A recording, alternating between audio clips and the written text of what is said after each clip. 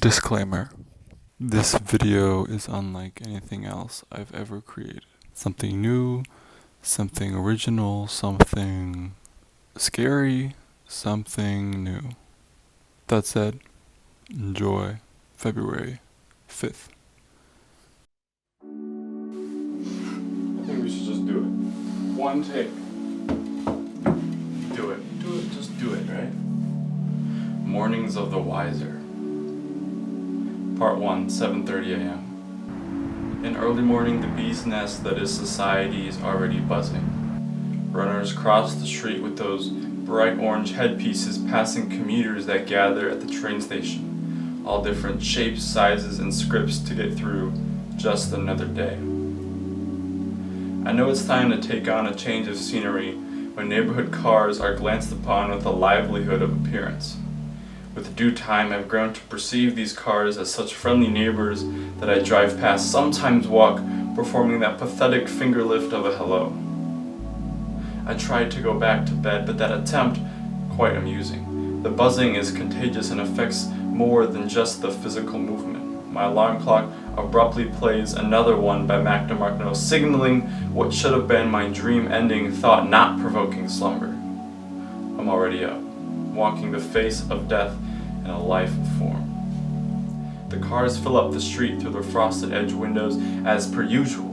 The mom vans and perhaps commuter parents that transport smaller, unsoul discovered beings to a place of learning, or better said, unlearning, where the kids go while the parents perform an act all day long, following the pull of string that walks them limb by limb to the societal god that is money. Through the frosted edge windows, all as per usual. I learned to see it really is something new every day with me. Today it's the deepening urge to capture all the wonders of the world perceived through my eyes and write of my detailed existence. Oh, the resonating feeling of guilt when I have duties to conquer in the day, strings to be pulled and scripts to be followed. I got to reread my script and get on. Oh, the wonders of that glorious morning egg on hot oil, the perfect flip butter bagel. Today, of course, the green tea is already cooking. Christina says I should do slam poetry, but I think I should let my words rest unheard from voice in these pages until I'm elderly and unable to read my own writing, but then again, I would slam the fuck out that poetry. Part 2, 3 o'clock. If only I could write every life-conceived idea in this book. When it came to mine, I would have a full library of ideas by now. It seems the more I learn about society, I unlock about myself. The culture we're consuming nowadays has us accepting every element of a life that isn't ours, so disconnected from community, from what's in front of us, and it's going to continue this way until the end of time, or until every household is considered its own country, with different laws, rights, poems, and actings. The world we perceive will continue to be larger, while the life before us smaller. The allegory of Alex. To imagine sipping tea and filling these pages with poems and perspectives after every experience outside the four walls, if thoughts and ideas existed in parallel with the scribbles that allowed thoughts and ideas to live, if only then what? No difference would be made, but maybe in 1,000 years or 100,000 years after the earth explodes, a new species will find this book the way we found human clay writings on clay walls of the livings before us. To say my writings will outlive me is curiously scary. The truth, well, it is all just an idea. Maybe I should try to write neater or in a straight line, but to that point, my hand can barely keep up. Part 3 at 3:40 p.m. If only I could encapsulate in words the way the sun shines through the house, but at such an angle to where the light has the ability to crawl across the floors, doors, plants, and sofas to where we sip the hot tea. I'm writing this on my phone now on the walk to work because these words have to get out in one form or another or I'll go crazy.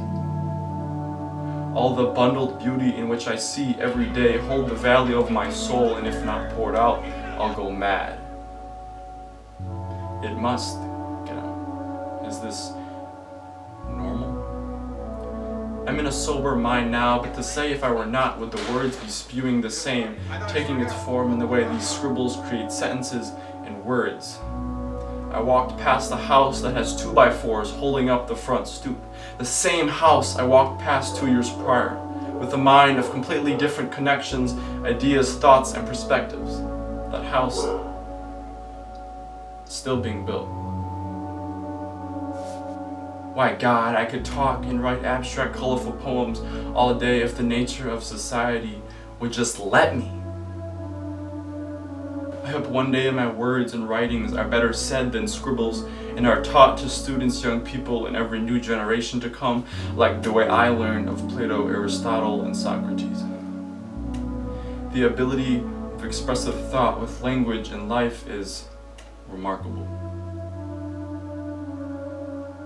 Society is a brewing ground for a mind that in one's lifetime will never achieve this level of enlightenment and worldly observation. Living in this reality causes tension and war, but also the ability to love. Contrast. Why, the differences is what brings people together, but they don't want that. You must seek the ones that do. I suppose I must go to work now. Walking past the sun-kissed stones and paths colliding with adults walking the little ones home.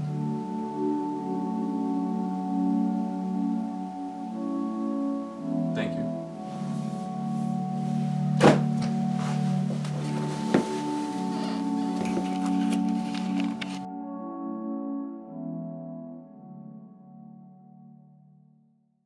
So here I am, doing this project, and I'm like, this is good. You know, it's good. I can write. I'm a good writer. My writing is good. But to the extent in which I want to turn this writing, which is just words that were once thoughts, into something that can have a visual and literal and symbolistic form, all in that. Because I'm reading this now to the camera and just that. And I'm thinking, how can I make this more than just me reading to a camera? I'm like, how can I take shots and specific video shots of scenery and me in an environment, or of just humans being humans, or just everything I see maybe in this day-to-day life that I can incorporate into the text. So it's a visual aspect as to you're listening and you're hearing what I'm saying. And maybe in between that I'm bouncing back and forth to me and the scripts, focusing on the parts where I'm more illiterate and in abbreviating my words and spacings and everything, so I can, you know, the viewer can keep connected, it stays connected in the sense that you're seeing me read, but you're also seeing me speak, you're seeing me, you see me.